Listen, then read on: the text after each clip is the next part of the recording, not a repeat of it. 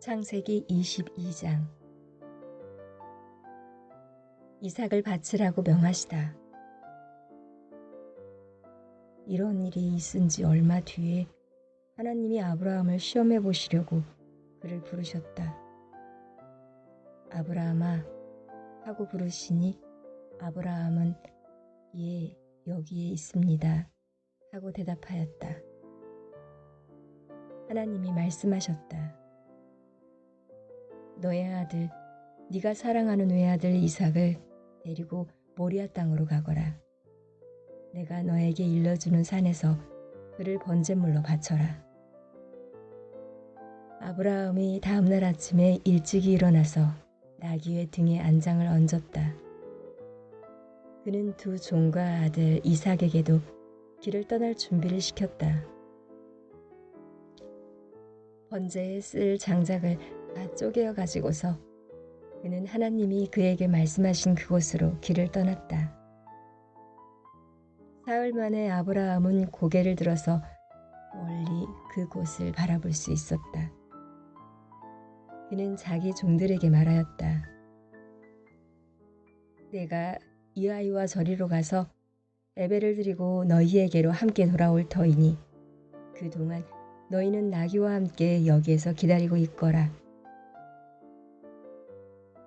아브라함은 번제에 쓸 장작을 아들 이삭에게 지우고 자신은 불과 칼을 챙긴 다음에 두 사람은 함께 걸었다. 이삭이 그의 아버지 아브라함에게 말하였다. 그가 아버지 하고 부르자 아브라함이 얘야 왜 그러느냐 하고 대답하였다. 이삭이 물었다. 불과 장작은 여기에 있습니다마는 번제로 바칠 어린 양은 어디에 있습니까? 아브라함은 대답하였다. 얘야, 번제로 바칠 어린 양은 하나님이 손수 마련하여 주실 것이다. 두 사람이 함께 걸었다. 그들이 하나님이 말씀하신 그곳에 이르러서 아브라함은 거기에 제단을 쌓고 제단 위에 장작을 벌려놓았다. 그런 다음에 제 자식 이삭을 묶어서 제단 장작 위에 올려놓았다. 그는 손에 칼을 들고서 아들을 잡으려고 하였다. 그때에 주님의 천사가 하늘에서 아브라함아, 아브라함아 하고 그를 불렀다. 아브라함이 대답하였다. 예, 여기 있습니다. 천사가 말하였다. 그 아이에게 손을 대지 말아라. 그 아이에게 아무 일도 하지 말아라. 네가 너의 아들, 너의 외아들까지도 나에게 아끼지 아니하니 네가 하나님 두려워하는 줄을 내가 이제 알았다. 아브라함이 고개를 들고 살펴보니 숲풀 속에 순양 한 마리가 있는데 그 뿔이 숲풀에 걸려 있었다. 가서 그 순양을 잡아다가 아들 대신에 그것으로 번제를 드렸다. 이런 일이 있었으므로 아브라함이 그곳 이름을 여호와 이레라고 하였다. 오늘날까지도 사람들은 주님의 산에서 준비될 것이다는 말을 한다. 주님의 천사가 하늘에서 두 번째로 아브라함을 불러서 말하였다. 주님의 말씀이다.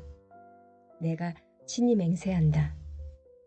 네가 이렇게 너의 아들까지 너의 외아들까지 아끼지 않았으니 내가 반드시 너에게 큰 복을 주며 너의 자손이 크게 불어나서 하늘의 별처럼 바닷가의 모래처럼 많아지게 하겠다. 너의 자손은 원수의 성을 차지할 것이다. 네가 나에게 복종하였으니 세상 모든 민족이 네 자손의 덕을 입어서 복을 받게 될 것이다. 아브라함이 그의 종들에게로 돌아왔다.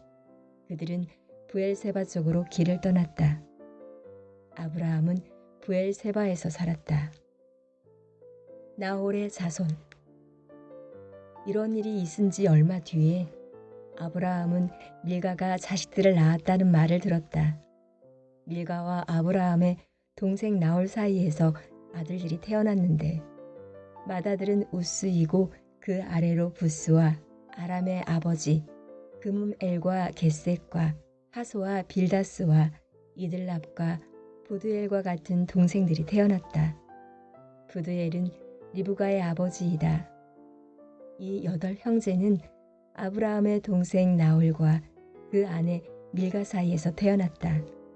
나홀의 첩 르우마도 데바와 가함과 다하스와 마아가 등 4형제를 낳았다.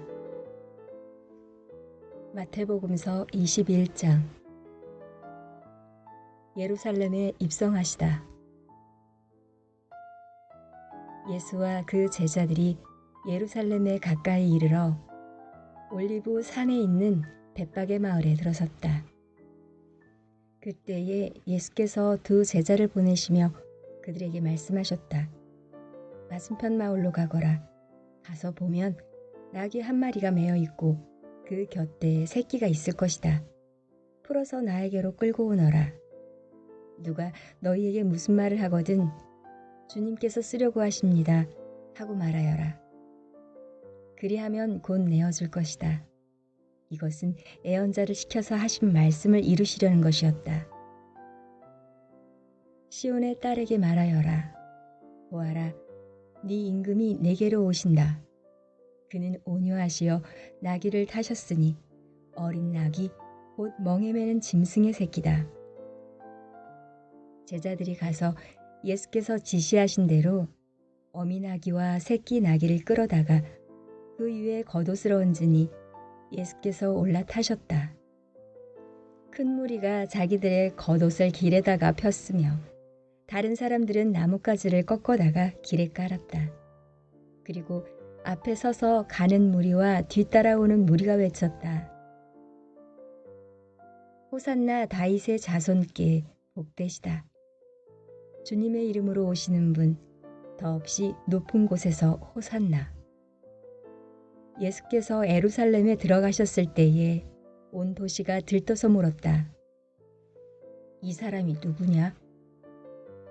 사람들은 그가 갈릴리 나사렛에서 나신 예언자 예수라고 말하였다. 성전을 깨끗하게 하시다. 예수께서 성전에 들어가셔서 성전 뜰에서 팔고 사고 하는 사람들을 다 내쫓으시고 돈을 바꾸어 주는 사람들의 상과 비둘기를 파는 사람들의 의지를 둘러 엎으시고 그들에게 말씀하셨다. 성경에 기록한 바 내 집은 기도하는 집이라고 불릴 것이다 하였다. 그런데 너희는 그것을 강도들의 소굴로 만들어버렸다. 성전 뜰에서 눈먼 사람들과 다리를 저는 사람들이 예수께 다가왔다. 예수께서는 그들을 고쳐주셨다. 그러나 대제사장들과 율법학자들은 예수께서 하신 여러 가지 놀라운 일과 또 성전 뜰에서 다윗의 자손에게 호산나 하고 외치는 아이들을 보고 화가 나서 예수께 말하였다. 당신은 아이들이 무엇라 하는지 듣고 있소?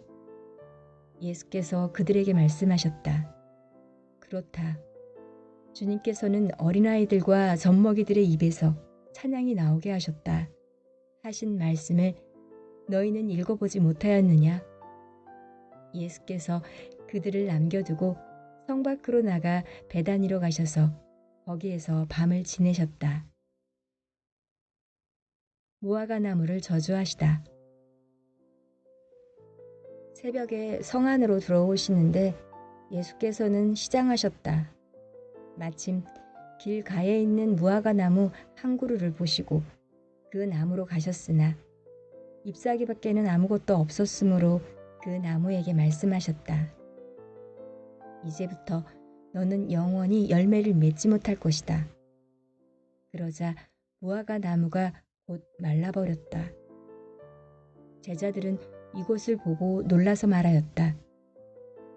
무화과 나무가 어떻게 그렇게 당장 말라버렸을까? 예수께서 그들에게 말씀하셨다. 내가 진정으로 너희에게 말한다. 너희가 믿고 의심하지 않으면 이 무화과 나무의 한 일을 너희도 할 수 있을 뿐 아니라 이 산더러 들려서 바다에 빠져라 하고 말해도 그렇게 될 것이다. 또 너희가 기도할 때에 이루어질 것을 믿으면 구하는 것은 무엇이든지 다 받을 것이다. 예수의 권위를 논하다. 예수께서 성전에 들어가서 가르치고 계실 때에 대제사장들과 백성의 장로들이 다가와서 말하였다. 당신은 무슨 권한으로 이런 일을 하시오? 누가 당신에게 이런 권한을 주었소? 예수께서 그들에게 이렇게 대답하셨다. 나도 너희에게 한 가지를 물어보겠다. 너희가 대답하면 나도 무슨 권한으로 이런 일을 하는지 말하겠다. 요한의 세례가 어디에서 왔느냐?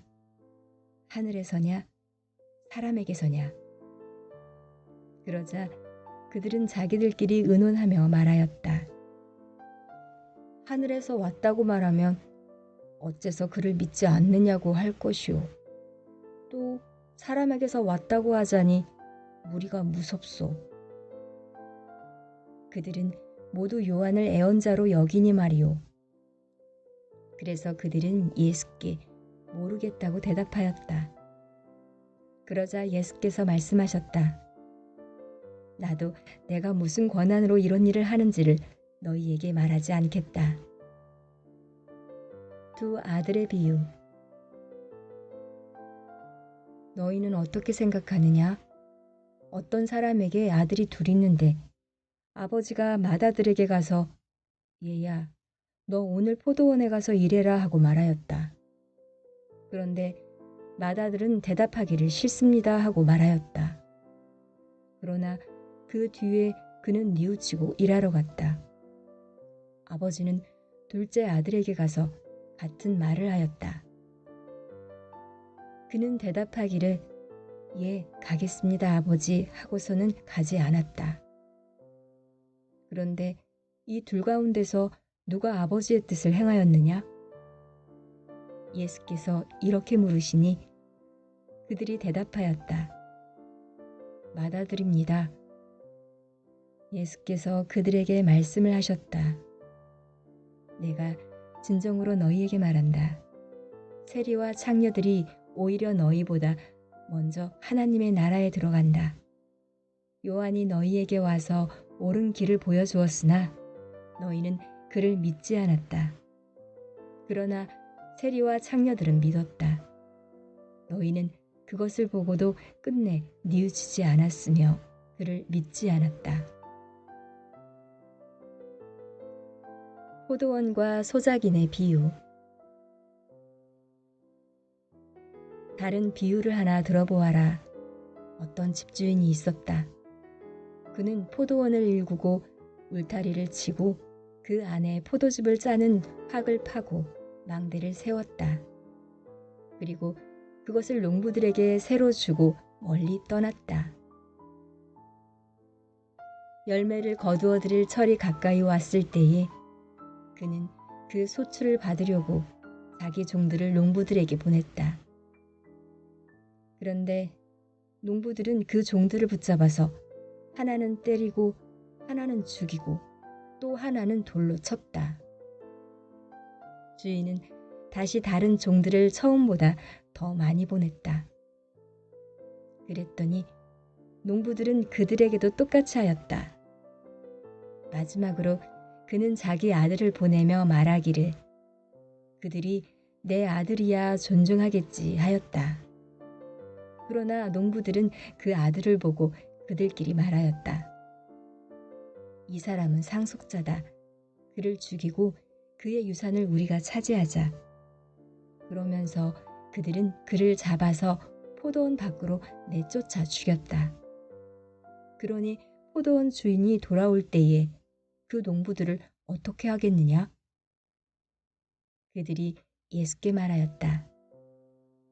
그 악한 자들을 가차없이 죽이고 제 때에 소홀을 바친 다른 농부들에게 포도원을 맡길 것입니다. 예수께서 그들에게 말씀하셨다. 너희는 성경에서 이런 말씀을 읽어본 일이 없느냐? 집 짓는 사람이 버린 돌이 집 모퉁이의 머릿돌이 되었다. 이것은 주님께서 하신 일이요 우리 눈에는 놀라운 일이다. 그러므로 나는 너희에게 말한다. 하나님께서는 너희에게서 하나님의 나라를 빼앗아서 그 나라의 열매를 맺는 민족에게 주실 것이다. 이 돌 위에 떨어지는 사람은 부스러질 것이요 이 돌이 어떤 사람 위에 떨어지면 그를 가루로 만들어 놓을 것이다. 대제사장들과 바리새파 사람들은 예수의 비유를 듣고서 자기들을 가리켜 하시는 말씀임을 알아채고 그를 잡으려고 하였으나 무리들이 무서워서 그렇게 하지 못하였다. 무리가 예수를 애언자로 여기고 있었기 때문이다. 느헤미야기 11장. 예루살렘에 자리를 잡은 백성들. 백성의 지도자들은 예루살렘에 자리 잡았다.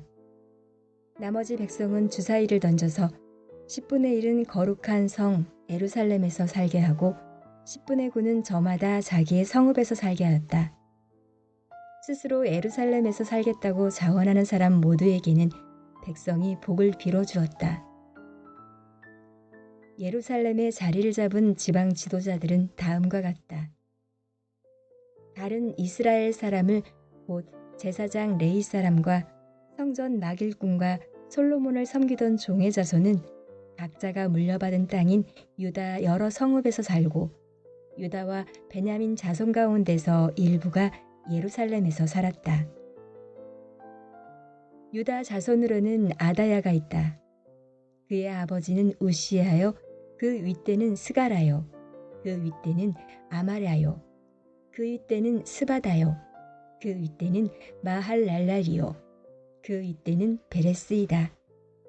그 다음으로는 마아세야가 있다. 그의 아버지는 바르기요 그 윗대는 고로세요 그 윗대는 하사야요 그 윗대는 아다야요 그 윗대는 요야립이요 그 윗대는 스가랴요 그 윗대는 실로 사람의 아들이다. 예루살렘에 자리 잡은 베레스의 자손은 모두 468명이고 그들은 모두 용사였다. 베냐민 자손으로는 살루가 있다. 그의 아버지는 무술람이요 그 윗대는 요엣이요 그 윗대는 부다야요 그 윗대는 골라야요 그 윗대는 마아세야요 그 윗대는 이디엘이요 그 윗대는 여사야이다. 그를 따르는 자는 갑배와 살레를 비롯하여 928명이다. 시그리의 아들은 요엘이 그 우두머리이고 하스누아의 아들인 유다는 그 도성의 제2구역을 다스렸다. 제사장 가운데는 요아립의 아들인 여다야와 야긴과 스라야가 있다. 스라야의 아버지는 힐기야요 그 윗대는 무술람이요 그 윗대는 사독이요 그 윗대는 무라요시요 그 윗대는 하나님 성전의 책임자인 아이둡이다. 성전의 일을 맡아보는 그들의 친족은 모두 822명이다. 또 아다야가 있는데 그의 아버지는 여로함이요 그 윗대는 블라야요 그 윗대는 암시요 그 윗대는 스가라요 그 윗대는 바스후리요 그 윗대는 말기야이다. 그의 친족 각가문의 우두머리는 240명이다. 또 아마세가 있다. 그의 아버지는 아사렐이요 그 윗대는 아으세요 그 윗대는 무실레못이요 그 윗대는 임멜이다. 큰 용사들인 그들의 친족은 모두 128명이다. 그들의 우두머리는 하구돌림의 아들 삽디엘이다. 레이 사람으로는 스마야가 있다. 그의 아버지는 하수비요 그 윗대는 아스리감이요 그 윗대는 하사바요 그 윗대는 분리이다. 또 레이 사람의 우두머리는 삽부대와 요사밭도 있다. 그들은 하나님의 성전 바깥일을 맡은 이들이다. 또 마따니아가 있다. 그의 아버지는 미가요 그 윗대는 삽디요 그 윗대는 아삽이다. 그는 감사의 찬송과 기도를 인도하는 지휘자이다. 그의 형제들 가운데서 박부가가 버금가는 지휘자가 되었다. 또 압다가 있다. 그의 아버지는 삼무하요. 그 윗대는 갈랄이요. 그 윗대는 여두둔이다. 거룩한 성에 자리를 잡은 레위 사람들은 모두 284명이다. 성전 막일꾼들은 오벨의 자리를 잡았다. 시아와 기스바가 그들을 맡았다. 예루살렘에 자리를 잡은 레위 사람들의 우두머리는 우시이다. 그의 아버지는 바니요. 그 윗대는 하사바요. 그 윗대는 마따니아요. 그 윗대는 미가이다. 우시는 하나님의 성전에서 예배드릴 때에 노래를 맡은 아삽의 자손 가운데 한 사람이다. 노래하는 사람들에게는 날마다 하여야 할 일을 규정한 왕명이 내려져 있었다. 유다의 아들 세라의 자손 가운데서 뮤세사벨의 아들 부다이아가 왕 곁에서 이스라엘 백성과 관련된 일을 맡아보았다. 마을과 성읍의 자리를 잡은 백성들. 마을과 거기에 딸린 들판은 이러하다.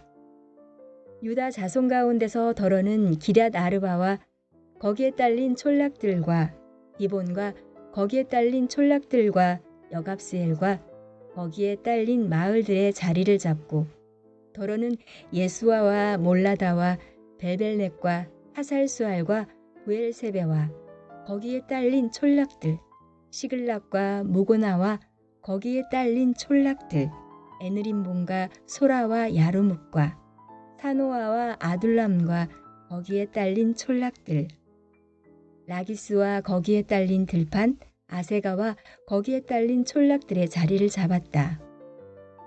이렇게 그들은 무엘세바에서 흰놈 골짜기까지 장막을 치고 살게 되었다.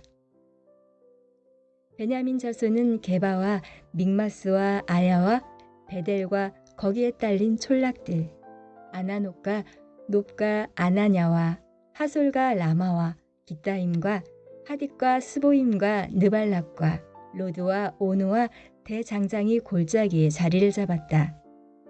유다에 있던 레위 사람들 가운데서 일부는 베냐민으로 가서 자리를 잡았다. 사도행전 21장. 바울의 예루살렘 여행. 우리는 그들과 작별하고 배를 타고 곧장 항해해서 고스에 도착하였다. 이튿날 로도에 들렀다가 거기에서 바다로 갔다. 우리는 베니키아로 가는 배를 만나서 그것을 타고 떠났다. 키프로스 섬이 시야에 나타났을 때에 우리는 그 섬을 왼쪽에 두고 시리아로 행선하여 드로에 닿았다. 그 배는 거기서 짐을 풀기로 되어 있었다. 우리는 드로에서 제사장들과 찾아서 만나고 거기서 이레를 머물렀다. 그런데 그들은 성령의 지시를 받아서 바울에게 예루살렘에 올라가지 말라고 간곡히 말하였다. 그러나 머물 날이 다 찼을 때에 우리는 그곳을 떠나 여행길에 올랐다. 모든 제자가 그들의 아내와 아이들과 함께 우리를 성 밖에까지 배웅하였다. 바닷가에서 우리는 무릎을 꿇고 기도를 하고 서로 작별 인사를 나누었다. 그리고 우리는 배에 올랐고 그들은 제각기 집으로 돌아갔다. 우리는 두로에서 출항하여 항해를 끝마치고 돌레마이에 이르렀다. 거기서 우리는 신도들에게 인사하고 그들과 함께 하루를 지냈다. 이튿날 우리는 그곳을 떠나서 가이사랴에 이르렀다. 7사람 가운데 한 사람인 전도자 빌립의 집에 들어가서 그와 함께 머물게 되었다. 이 사람에게는 애언을 하는 처녀딸이 넷 있었다. 우리가 여러 날 머물러 있는 동안에 아가보라는 애언자가 유대에서 내려와 우리에게 와서 바울의 허리띠를 가져다가 자기 손과 발을 묶고서 말하였다. 유대 사람이 예루살렘에서 이 허리띠 임자를 이와 같이 묶어서 이방 사람의 손에 넘겨줄 것이라고 성령이 말씀하십니다. 이 말을 듣고 그곳 사람들과 함께 우리는 바울에게 예루살렘으로 올라가지 말라고 간곡히 만류하였다. 그때에 바울이 대답하였다. 왜들 이렇게 울면서 내 마음을 아프게 하십니까? 나는 주 예수의 이름을 위해서 예루살렘에서 결박을 당한 것뿐만 아니라 죽을 것까지도 각오하고 있습니다. 바울이 우리의 만류를 받아들이지 않았으므로 우리는 주님의 뜻이 이루어지기를 빕니다. 하고는 더 말하지 않았다. 이렇게 거기서 며칠을 지낸 뒤에 우리는 행장을 꾸려서 예루살렘으로 올라갔다. 가이사랴에 있는 제자 몇 사람도 우리와 함께 갔다. 그들은 우리가 묵어야 할 집으로 우리를 안내하여 나손이라는 사람에게 데려다 주었다. 그는 키프루스 사람으로 오래전에 제자가 된 사람이었다. 바울이 야고보를 방문하다. 우리가 예루살렘에 이르니 형제들이 우리를 반가이 맞아주었다. 이튿날 바울은 우리와 함께 야고보를 찾아갔는데 장로들이 다 거기에 있었다. 바울은 그들에게 인사한 뒤에 자기의 봉사활동을 통하여 하나님께서 이방 사람 가운데서 행하신 일을 낱낱이 이야기하였다. 그들은 이 말을 듣고서 하나님께 영광을 돌리고 바울에게 말하였다. 형제여, 당신이 보는 대로 유대 사람 가운데는 믿는 사람이 수만 명이나 되는데 그들은 모두 율법의 열성적인 사람들입니다. 그런데 그들이 당신을 두고 하는 말을 소문으로 듣기로는 당신이 이방 사람 가운데서 사는 모든 유대 사람에게 할례도 주지 말고 유대 사람의 풍속도 지키지 말라고 하면서 모세를 배척하라고 가르친다는 것입니다. 그러니 어떻게 하면 좋겠습니까? 그들은 틀림없이 당신이 왔다는 소식을 들을 것입니다. 그러므로 당신은 우리가 말하는 대로 하십시오. 우리 가운데서 하나님 앞에 스스로 맹세한 사람이 넷 있습니다. 이 사람들을 데리고 가서 함께 정결한 예식을 행하고 그들이 머리를 깎게 하고 그 비용을 대십시오. 그러면 사람들은 모두 당신의 소문이 전혀 사실이 아니며 도리어 당신이 율법을 지키며 살고 살아가고 있다는 것을 알게 될 것입니다. 신도가 된 이방 사람들에게는 우상의 제물과 피와 목매어 죽인 것과 음행을 삼가한다는 것을 우리가 결정해서 써보냈습니다. 그래서 바울은 그 다음날 그 네 사람을 데리고 가서 함께 정결 예식을 한 뒤에 성전으로 들어갔다. 그리고 정결 기한이 차는 날짜와 각 사람을 위해서 애물을 바칠 날짜를 신고하였다. 바울이 체포되다. 그 일회가 거의 끝나갈 무렵에 아시아에서 온 유대 사람들이 성전에서 바울을 보고 군중을 충동해서 바울을 붙잡아 놓고 소리쳤다. 이스라엘 동포 여러분, 합세하여 주십시오. 이 자는 어디에서나 우리 민족과 율법과 이곳을 거슬러서 사람들을 가르칩니다. 더욱이 이 자는 그리스 사람들을 성전에 데리고 들어와서 이 거룩한 곳을 더럽혀 놓았습니다.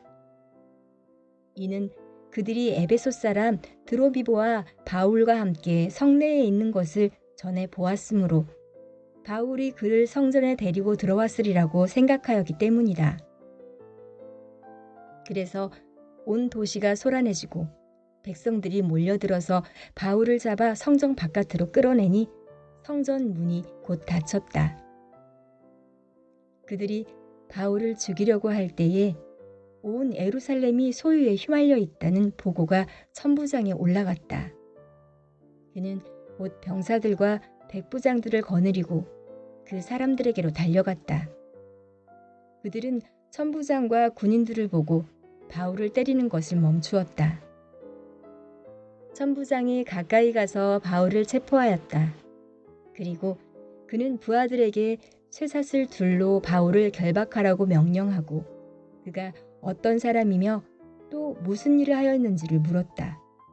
그러나 무리 가운데서 사람들이 저마다 다른 소리를 질렀다. 천부장은 소란 때문에 사건의 진상을 알 수 없었으므로 바울을 명령 안으로 끌고 가라고 명령하였다. 바울이 층계에 이르렀을 때에는 군중이 하도 난폭하게 굴었기 때문에 군인들이 그를 둘러매고 가야 하였다. 큰 무리가 따라오면서 그 자를 없애버려라 하고 외쳤다. 바울이 스스로 변호하다. 바울이 병영 안으로 끌려 들어갈 즈음에 그는 천부장에게 한 말씀 드려도 됩니까? 하고 물었다. 천부장이 당신은 그리스 말을 할 줄 아오? 그러면 당신은 얼마 전에 폭동을 일으키고 4,000명의 자객을 이끌고 광야로 나간 그 이집트 사람이 아니오? 하고 반문하였다. 바울이 대답하였다.